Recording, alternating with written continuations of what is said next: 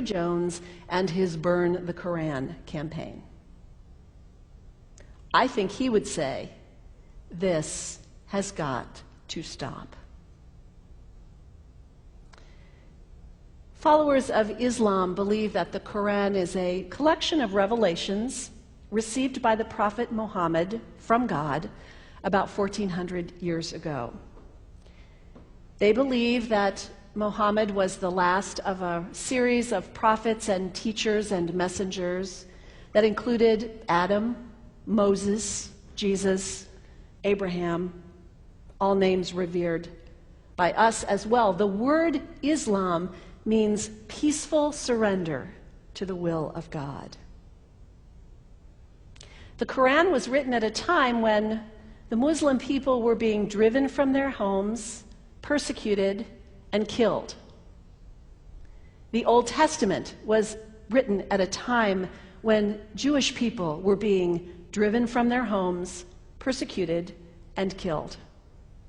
And religious scholars will tell you that most Holy Scriptures have stories of war and violence in them. Throughout history, most faiths have used these texts to justify violence. And if there's anyone in this room at this moment who's thinking that I've got it wrong, after church today, pull out your Bible and look up Psalm 137. And you'll see that our own text has passages that can make us uncomfortable. But also, like the Bible, the predominant message of the Quran is of peace and care and loving God, justice, care for the neighbor, care for the stranger. In the Bible, we have thou shalt not kill. In the Quran, we have whoever kills another, surely he is killing all of humanity. And whoever saves the life of another, surely he saves the lives of all humanity. These are words of peace, words of faith, words that could save the world if we would take them to heart. The second thing you can do the next time someone sends you one of those emails demonizing Islam, delete it. Don't forward it. Don't participate in the stereotyping. Don't give in to your fear. It's okay to be a little afraid. We all have those emotions. Just don't give in to it. Don't sign on for it. Don't focus on this tiny group of extremists who commit acts of violence. Focus on the hundreds of millions of Muslim people in the world who are people of faith, whose priorities and concerns and families are not so different from your own. And third, when you think of Muslim people, think of individuals.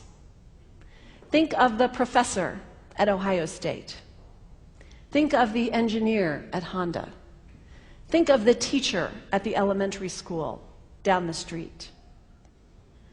When you think of Muslim people, remember those who died on 9/11, not the hijackers. There was only a handful of them. Remember Mohammed Sunhami Hamandi. He was born in Pakistan. He came to the United States as a small child with his parents. He played high school football. He went to college. He became a part-time ambulance driver. He died, this Muslim young man, on 9/11, trying to rescue people and save lives. When you think of Muslim people, remember Mohammed Salahuddin Cloudhurry. He was a waiter at Windows on the World, which was at the top of the World Trade Center. He died that day. His wife had their baby 2 days later. When you think of Muslim people, remember Rama Salih. She was a woman, 28 years old. Her neighbors described her as fun and outgoing and generous. And she died on American Airlines Flight 11, 7 months pregnant with her first child. Remember the founder of the Islamic Circle of North America, who worked in the World Trade Center and also died on September 11th. That same group now is giving away tens of thousands of copies of the Quran in response to the campaign about burning the Quran. In the language of their own tradition, they are spreading words of faith and peace and hope. One of the ladies at the 8:30 service this morning said to me after, maybe we should declare September 11th, buy a Quran and read some of it.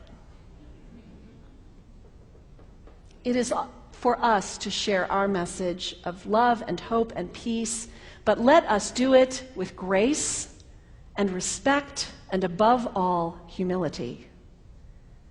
God grant us, as individuals, as a nation, as Christians, the humility for this work.